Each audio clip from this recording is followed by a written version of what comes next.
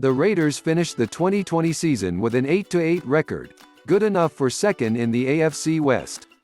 Their season peaked with a win over the Kansas City Chiefs in Week 5, but the Raiders also managed to take down several other top teams from a year ago in the Cleveland Browns and New Orleans Saints.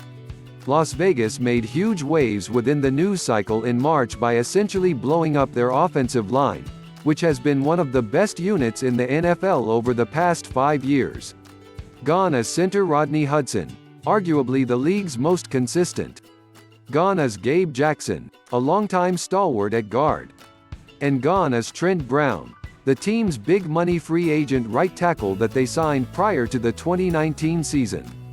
We're currently 3 years into the Jon Gruden experiment and the team has only made marginal gains in that time.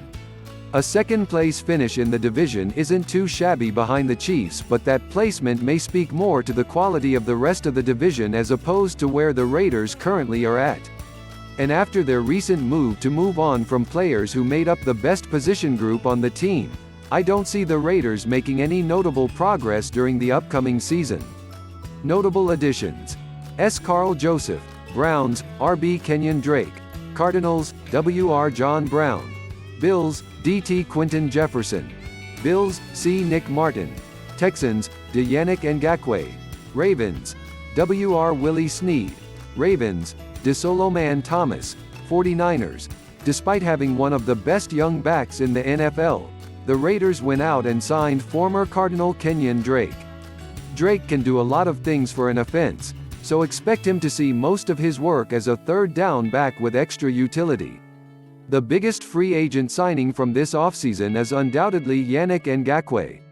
The former Jaguar spent time with both the Vikings and Ravens in 2020, accumulating 8 sacks, and now comes to Las Vegas where he will pair with Maxx Crosby on the edge.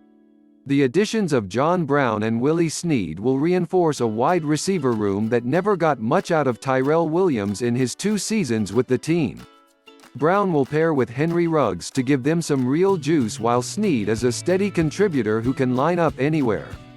Nick Martin is a solid replacement for Hudson at the pivot, and Soloman Thomas gives the Raiders a former first-round pick with some inside-outside versatility along the defensive line. Notable losses: OT Trent Brown, AUG Gabe Jackson, C Rodney Hudson, WR Tyrell Williams. As I mentioned above, the Raiders blew up the only strong position group they had going for them. Josh Jacobs' early success can easily be attributed to these players, and now they're all playing elsewhere. I'd expect a huge drop in efficiency for Jacobs, and I wouldn't expect big things from Drake, either. Williams was expected to be a contender for the team's top wideout after the Antonio Brown debacle, but injuries piled up and he's now reunited with Anthony Lynn in Detroit.